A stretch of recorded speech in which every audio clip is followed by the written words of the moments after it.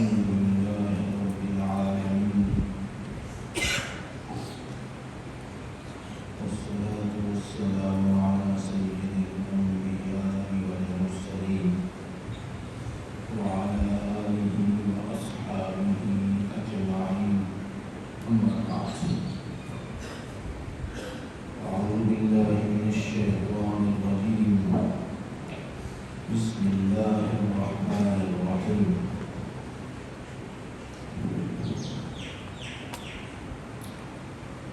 تلك حدود الله فلا تعتدوها ومن يتعد حدود الله فأولئك هم الظالمون صدق الله العظيم. اس آیت مبارکہ میں اللہ تعالیٰ نے ارشاد فرمایا کہ ہم نے حدود حدیں مقرر فرما دی ہیں، لہذا ان حدوں کو توڑو نہ اور ان حدود سے تجاوز نہ کرو۔ جو شخص بھی اللہ کی حدود کو توڑے گا، تجاوز کرے گا، فرمایا کہ ہماری نظر میں وہ ظالم ہے۔ فَأُولَٰئِكَ هُمُ الظَّالِمُونَ، وہ لوگ ایسے ہیں جو ظلم کرنے والے ہیں۔ پہلے بھی عرض کیا تھا کہ اللہ کے جو حدود ہیں، اللہ کی جو حدیں ہیں، اللہ نے جو حقوق مقرر فرمائے ہیں، اس نے ان حقوق کو اپنی طرف منسوب فرمایا ہے اور فرمایا کہ یہ اللہ کے حقوق ہیں، یعنی ان حقوق کو، ان ذمہ داریوں کو اللہ نے مقرر فرمایا ہے، لہذا ان کی ادائیگی اللہ کا حکم سمجھ کر، ان ذمہ داریوں کو اللہ کا حکم سمجھ کر پورا کریں، اور پھر اس کے اندر فوائد اور ثمرات ہیں کہ جو اللہ کا حکم پورا کرتا ہے، اللہ کی ذمہ داریوں کو پورا کرتا ہے، اس کے اندر کتنے فوائد ہیں، کتنے ثمرات ہیں اور کتنا اجر ہے، یہ ارشاد فرمایا گیا، پورا قرآن مجید سے پڑھا پڑا ہے۔ اور یہ جو حقوق ذمہ داریاں ہیں ادا کرنے کے لیے، اس کے اندر ضرورت ہماری اپنی ہے۔ ظاہر ہے کہ اگر اللہ کی طرف سے کوئی حکم مقرر نہیں آئے گا، معین حکم نہیں آئے گا، تو پھر ہم نفسانی خواہشات پہ چلیں گے، اور جب نفسانی خواہشات پہ چلیں گے تو ہماری زندگی صحیح طرح نہیں گزرے گی، افراط و تفریط کا شکار ہوگی، کسی معاملے میں حد سے بڑھ جائیں گے، کسی معاملے میں حد سے کم ہو جائیں گے۔ لہذا اللہ نے قانون، قاعدے، ذمہ داریاں اور حقوق مقرر فرما دیے ہیں کہ یہ تم اپنے آپس میں، یہ ذمہ داریاں تمہاری ہیں، ان کو پورا کرو۔ اور پھر اللہ نے ہر شخص کی طرف، ہر شخص سے مطالبہ کیا ہے کہ تم نے اپنی ذمہ داریوں کو ادا کرنا ہے۔ اب یہ دیکھیں، بڑی عجیب و غریب قسم کی بات ہے کہ اسلام یہ مطالبہ کرتا ہے کہ اپنے حق کو ادا کرو، ڈیمانڈ آف رائٹ، کہ تمہارے اوپر جو حقوق لاگو ہوتے ہیں ان کو ادا کرو۔ اور اگر ہر شخص اپنا حق ادا کرے گا تو پھر اب دوسرے سے حقوق طلب کرنا، یہ ہم حقوق نہیں طلب کریں گے، اس لیے کہ حق تو خود ادا کر رہا ہے۔ لہٰذا جس کا حق بنتا ہے، جس پر ذمہ داریاں عائد ہوتی ہیں، اسلام ان سے ڈیمانڈ یہ کرتا ہے کہ اپنے حقوق کو ادا کرو، اور جب اپنے حقوق کو ادا کریں گے تو ظاہر ہے دوسرے کے حقوق خود بخود پورے ہو جائیں گے۔ وہ اپنا حقوق مانگنے کا مطالبہ پھر کیسے کرے گا؟ نہیں کرے گا، اس لیے کہ اس کے حقوق خود بخود ادا ہو رہے ہیں۔ لہذا اس بات کو سمجھنے کی کوشش کریں، ادائے حق یہ ذمے اپنے ذمے واجب ہے، ادائے حق اپنا حق ادا کرنا یہ اپنے ذمے واجب ہے، لہذا اس سے دوسروں کے حقوق کی ادائیگی خود بخود ادا ہو جائے گی۔ اب یہ ایک بات یاد رکھیں، جتنا زیادہ حق ہوگا دوسری طرف نہ ادا کرنے کی اتنی زیادہ سزا ہوگی۔ اب یہ حقوق حق جو ہے ان کا تحفظ اس طرح ہوتا ہے، اب دیکھیں نا سزائیں نہیں ملتی،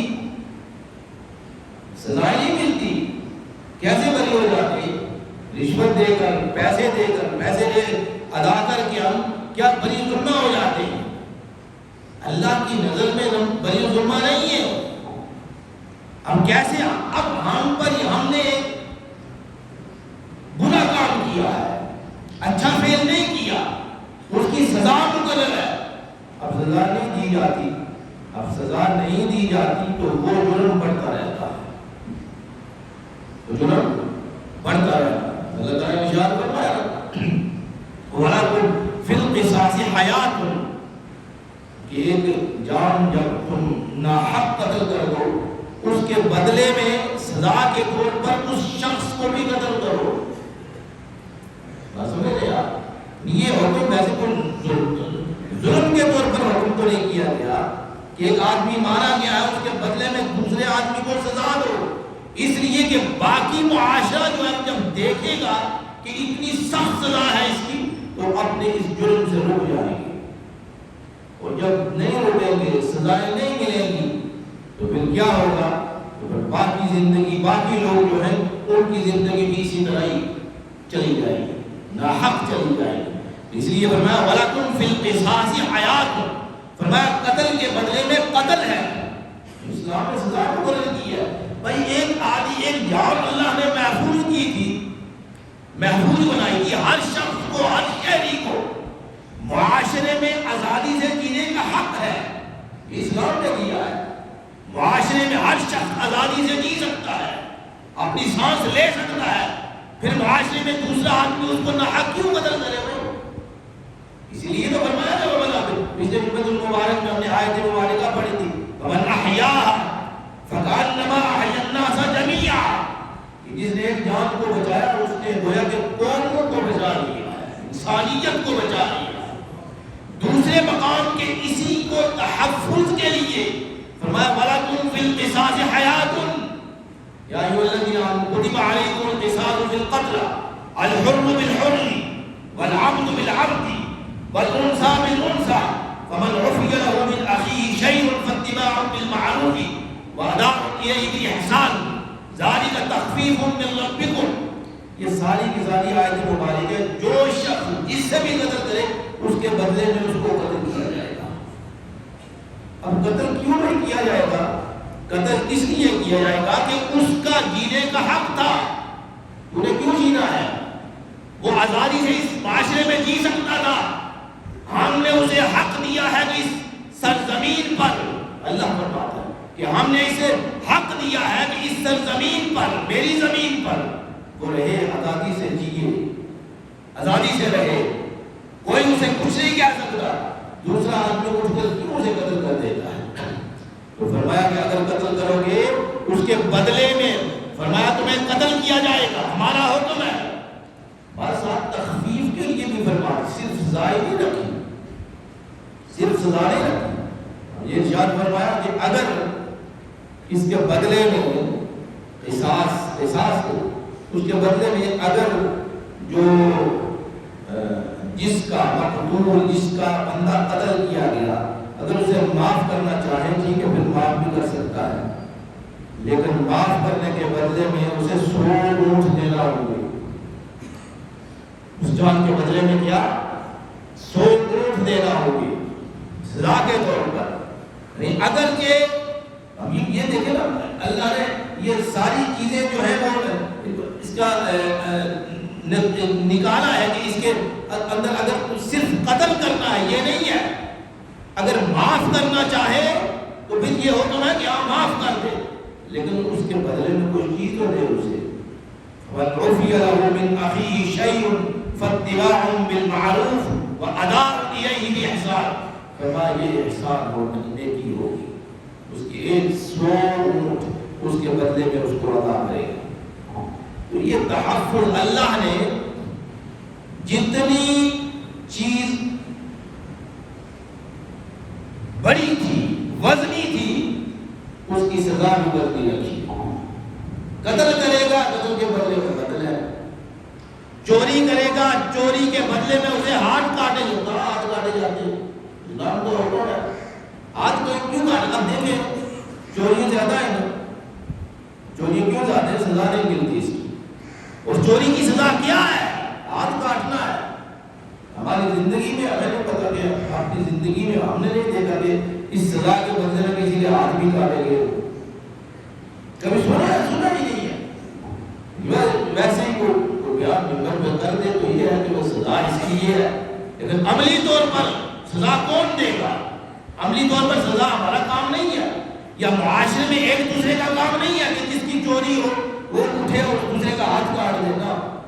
یہ قاضی کا کام ہے، جج کا کام ہے، اور امیر وقت کا کام ہے. اس کا کام ہے کہ سزاؤں کو مقرر کرے اور مقرر کرنے کے بعد پھر ان سزاؤں کو دلوائے. اگر وہ نہیں دلواتے سزا تو ہم پر نہیں ہے، یا ہمارے معاشرے میں کسی دوسرے پر یہ فرض عائد نہیں ہوتا.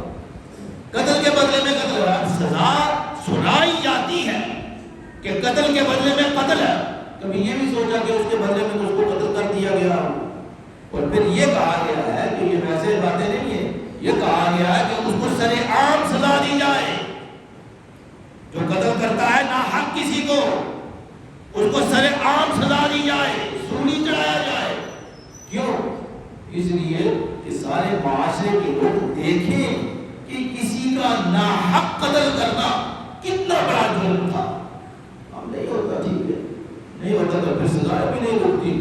اب ایک آدمی بے اللہ محسوس ہو قتل ہے، کرائے کے قاتل ہے، پیسے دو قتل کروا دو، پیسے دو چوری کروا لو. معاشرے میں یہ جرائم جو ہیں ان کی روک تھام کیسے ہوگی؟ اس کا کہا ان چیزوں سے کیسے ہم تحفظ حاصل کریں گے؟ ہماری حفاظت کیسے ہوگی؟ سزاؤں کے ذریعے سے ہوگی. اللہ نے ان کی سزائیں مقرر کی ہیں. اور یہ بات یاد رکھیں، اس کا مطلب یہ نہیں ہے کہ اٹھے اور دوسرے کو سزا دے دیں. ہمارا کام نہیں ہے. یہ ممبر پر بیٹھنے والے کا کام ہے حکم کو پہنچا دینا. قاضی اور جج کا کام ہے فیصلہ سنانا. اور پھر حاکم وقت کا کام ہے جس کے پاس اختیارات ہیں، جس کے پاس اقتدار ہے، اس پر حکم یہ لاگو ہوتا ہے کہ وہ ان سزاؤں کو نافذ کرے. اگر وہ نافذ نہیں کرتا تو اس پہ یہ واجب ہو جاتا ہے. اس کو جب اس کو سزا، جو قاتل ہے اس کو سزا ملے گی اگلے جہان میں، اور پھر ساتھ جس نے دنیا میں اسے سزا نہیں دی تھی اس کو بھی ساتھ کھڑا کرے. ہم نے حکم دیا تھا اس کی سزا دے لے گا، انہیں سزا نہیں دی ہے، لہذا تو بھی کھڑا ہو جا.